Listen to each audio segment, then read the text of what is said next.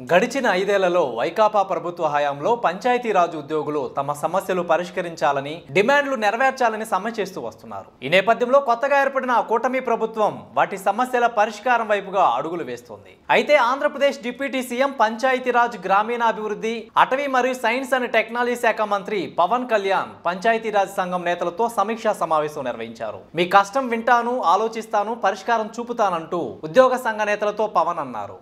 ఏమన్నారో ఒక్కసారి చూద్దాం. ప్రభుత్వ ఉద్యోగులు, అనేక సంఘాలు, వారి నాయకులు మీరందరూ ఈ రోజున ఇక్కడికి వచ్చి నాకు అభినందనలు తెలుపుతున్నందుకు మనస్ఫూర్తిగా మీ అందరికీ పేరు పేరున నా హృదయపూర్వక ధన్యవాదాలు. మనం క్షమించాలి, కొంతమంది సంఘాల నాయకులు వచ్చినప్పుడు మొదటి రోజు ఛార్జ్ తీసుకున్నప్పుడు చాలామంది ఎక్కువ వచ్చేయటం వల్ల నాకు ప్రత్యేకమైన ఇబ్బంది ఉంటుంది. సో దాంట్లో మేము సంఘాల నాయకులందరినీ కలుసుకోలేకపోయారు, దానికి క్షమించాలి. అందుకని వెంటనే నా దృష్టికి రాగానే వెంటనే మీకు ఫోన్ చేసి మీతోనే మాట్లాడినట్టు. అంటే నా ఉద్దేశం ఏంటంటే నిర్లక్ష్యం చేసే వ్యక్తిని కాదని చెప్పడానికి,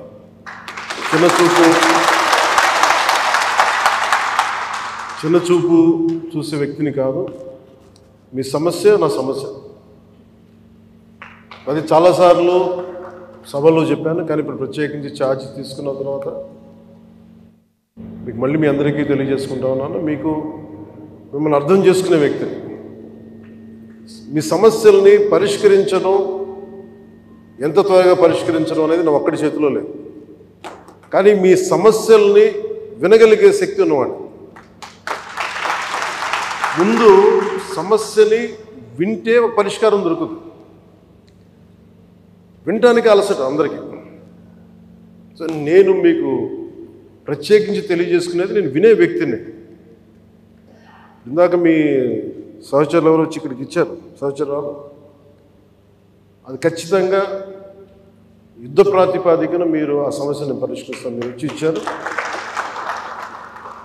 ఇవన్నీ దృష్టిలో పెట్టుకుని నాకు ఇప్పుడే ఛార్జ్ తీసుకున్నాను కాబట్టి కొద్దిగా నాకు కొన్ని రోజులు సమయం ఇవ్వండి. నాకు సమయం ఇచ్చిన తర్వాత మీతో కూర్చొని మన సాధక బాధకాలన్నీ మాట్లాడుకుని, ముందు మీరు ఆనందంగా ఉంటే తప్ప ప్రజలకు మిమ్మల్ని ఆనందంగా ఉంచలేదు. నాకు మీరు ఆనందంగా ఉండాలని మనసావాచి ఆకాంక్షించాను.